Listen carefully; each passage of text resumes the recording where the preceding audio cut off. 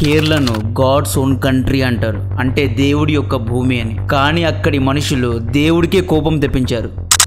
ఈ సోమవారం కేరళ రాష్ట్రంలోని వాయనాడ్ డిస్టిక్లో వచ్చిన భయంకరమైన వరద కారణంగా ఇప్పటికే 280 మంది చనిపోయారు. దీన్ని బిగ్గెస్ట్ డిజాస్టర్ అంటున్నారు.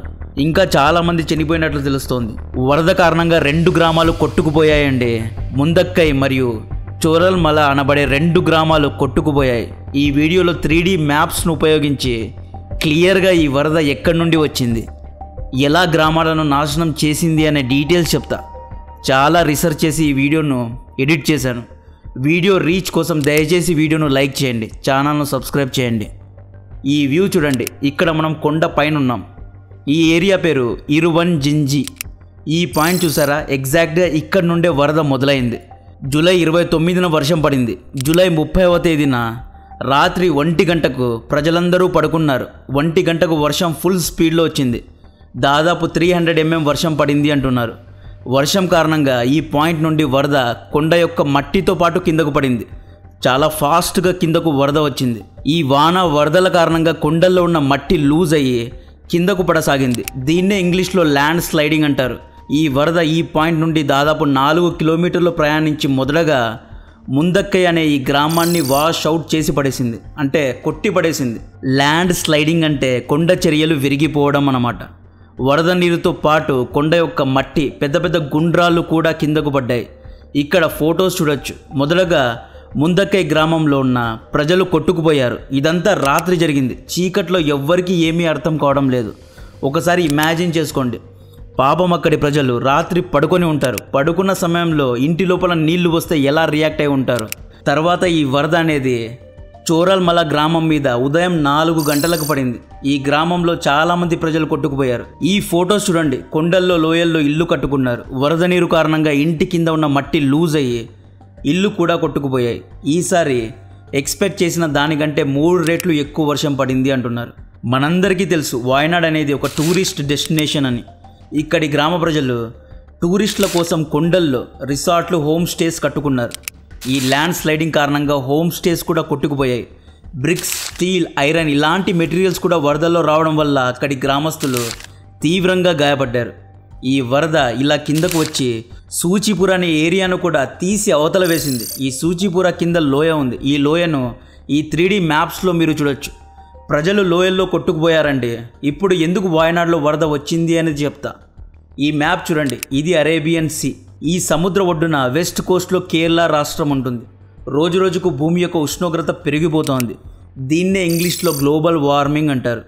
ఎందుకు పెరిగిపోతోంది అంటే వాతావరణ కాలుష్యం కారణంగా, పొల్యూషన్, ఫ్యాక్టరీస్లో రిలీజ్ అయ్యే డేంజరస్ గ్యాసెస్ కారణంగా, మనం వాడే పెట్రోల్, డీజిల్ వెహికల్స్ కారణంగా, ఎయిర్ కండిషనింగ్, ఎలక్ట్రిక్ బ్యాటరీ కోసం చేసే మైనింగ్, మ్యానుఫ్యాక్చరింగ్, యుద్ధాల్లో వాడే ఆయుధాలు, మిజైల్స్, న్యూక్లియర్ వెపన్స్ టెస్టింగ్ కారణంగా మనం గ్రీన్ హౌస్ గ్యాసెస్ను వాతావరణంలో రిలీజ్ చేస్తున్నాం. దీని కారణంగా సముద్ర నీళ్ళ యొక్క ఉష్ణోగ్రత కూడా పెరుగుతోంది. So last week global warming కారణంగా సౌత్ ఈస్ట్ అరేబియన్ సీ వేడెక్కి ఎవాపరేట్ అయ్యి, అంటే ఆవిరైపోయి, లిక్విడ్ నుండి వేపర్గా మారిపోయి ఆకాశంలో డీప్ మిసోస్కేల్ క్లౌడ్ అనబడే ఒక మేఘంగా మారింది అన్నమాట. వాన ఎలా పడుతుంది? సముద్రంలోని నీళ్లు ఆవిరై ఆకాశంలో మేఘంగా మారి మేఘాలు కండెన్సేట్ అయిన తర్వాత వర్షం అనేది పడుతుంది.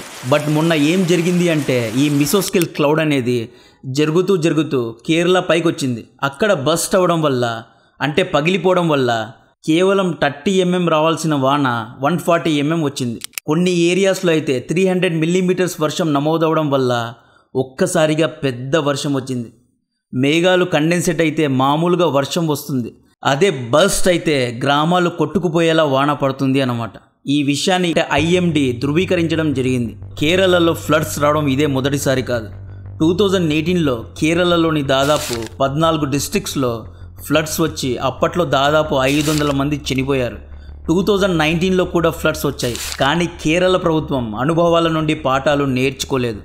డిజాస్టర్ మేనేజ్మెంట్లో వీళ్ళు జీరో. కేరళ అనేది వెస్టర్న్ ఘాట్స్లో ఉంటుంది, అరేబియన్ సీకు ఆనుకొని ఉంటుంది. ఇయర్ 2021లో స్ప్రింగర్ ఇచ్చిన రిపోర్ట్ ఆధారంగా ఇదుక్కి, ఎర్నాకుళం, కొట్టాయం, వాయనాడ్, కోలికోడే అండ్ మలాపురం డిస్టిక్లో ల్యాండ్ స్లైడింగ్ ఎక్కువగా ఉంటాయి అని హెచ్చరించారు. అయినా ఎటువంటి యాక్షన్స్ తీసుకోలేదు. మాజీ ఎర్త్ సైన్సెస్ మినిస్ట్రీ సెక్రటరీ మరియు క్లైమేట్ సైంటిస్ట్ అయిన ఎం రాజీవన్ గారు ఏమన్నారు అంటే, కేరళ ప్రజలు కేరళలోని అడవి భూమిని రబ్బర్ ప్లాంటేషన్గా మార్చేశారు అన్నారు. ఇలా మార్చడం కారణంగా ఇక్కడి భూమి యొక్క మట్టి గట్టిగా లేదు, లూజ్గా ఉంది అన్నారు. లూజ్గా ఉన్న మట్టి జారిపోతుంది. ఇటువంటి మట్టి పైన వీళ్ళు ఇల్లు, రిసార్ట్స్, హోమ్ స్టేస్ కట్టుకున్నారండి. అన్ని భవనాలు ఏదో ఒక రోజు కిందకు పడాల్సిందే. ఎకాలజీను అర్థం చేసుకోండి, జాగ్రఫీ గురించి తెలుసుకోండి. వాయనాడ్ అనేది సముద్ర ఒడ్డున ఉంది. వాన నీళ్ళనేవి కాలువలు, నదుల ద్వారా ఆఖరికి కలవాల్సింది సముద్రంలోనే, అరేబియన్ సీలోనే కలుస్తాయి.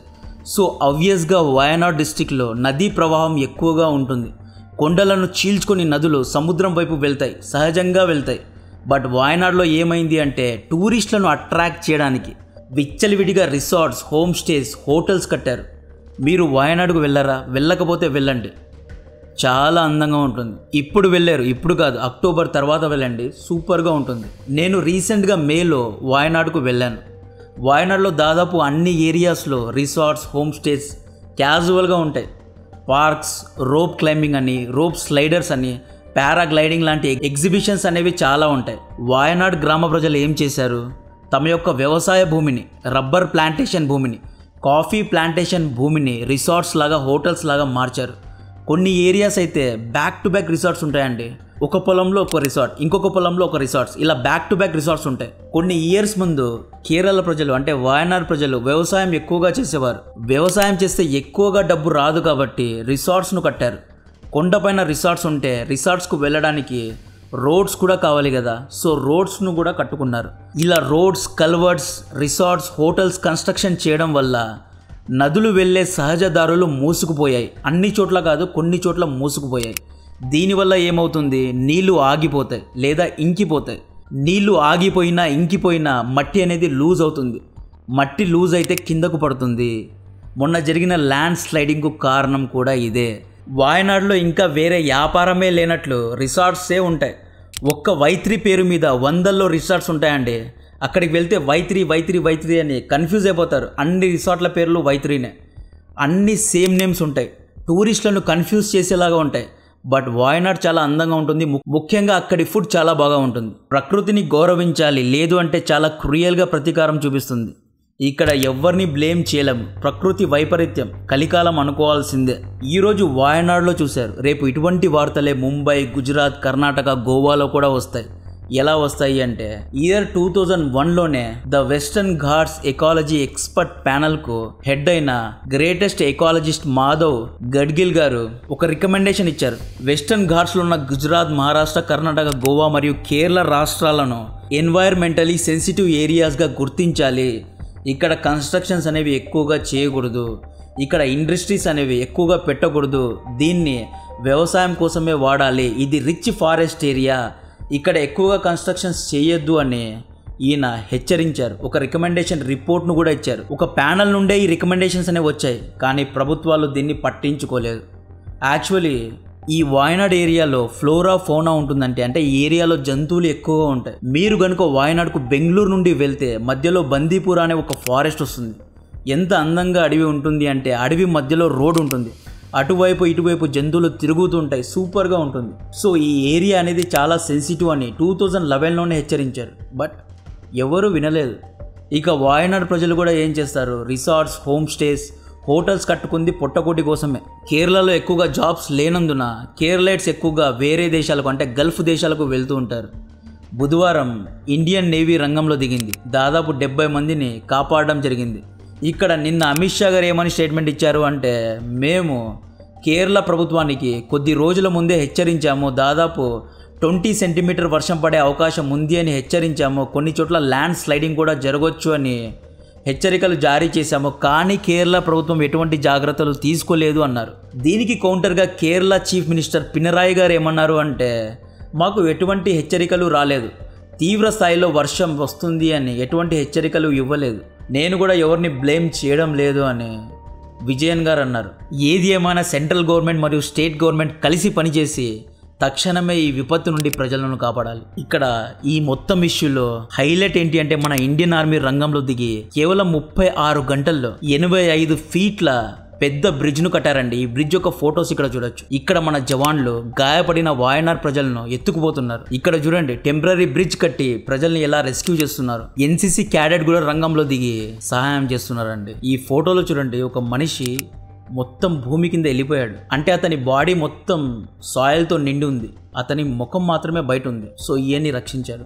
సో మన ఇండియన్ ఆర్మీ, ఇండియన్ నేవీ రంగంలో దిగారు కాబట్టి డెఫినెట్గా ఈ ఇష్యూ అనేది కొలిక్కొస్తుంది. సో ప్రభుత్వాలు ఇకనైనా మేల్కొని డిజాస్టర్ మేనేజ్మెంట్, రిస్క్ అసెస్మెంట్ వంటివి చేసి విపత్తును ముందే కనుక్కోండి. ప్రజలు ప్రభుత్వాల నుండి కోరుకునేది యాక్షన్, రియాక్షన్ కాదు. మన ప్రభుత్వాలు ఎలా మారాయి అంటే ఏదైనా విపత్తు లేదా డిజాస్టర్ జరిగినప్పుడు రియాక్ట్ అవుతున్నారు. We don't want reacting government, we want acting government. ముందే యాక్ట్ చేయండి. వానాకాలంలో ఏ ఏరియాస్లో డిజాస్టర్ జరగవచ్చు అనేది అనలైజ్ చేయండి, రిస్క్ అనేది అసెస్ చేయండి. దీని ద్వారానే ప్రజలను రక్షించిన వారు అవుతారు. లేకపోతే ఈ ఎలక్షన్స్ ఎందుకు, ఓట్స్ ఎందుకు, ఓటింగ్ ఎందుకు, ఇంత పెద్ద తాంజాం ఎందుకు, ఇన్ని రోజులు వేస్ట్ ఎందుకు చేయాలి? సో ప్రభుత్వాలు మరియు ప్రభుత్వ నాయకులు, గవర్నమెంట్ ఆఫీసర్స్ అందరూ సెంట్రల్ గవర్నమెంట్తో, ఇండియన్ ఆర్మీతో, ఇండియన్ నేవీతో కలిసి పనిచేసి దీనికి ఒక సొల్యూషన్ తీసుకురావాలి అని కోరుకుంటూ, కాంటెంట్ నచ్చితే వీడియోను లైక్ చేయండి, ఛానల్ను సబ్స్క్రైబ్ చేసి అందరికీ షేర్ చేయండి. జై హింద్.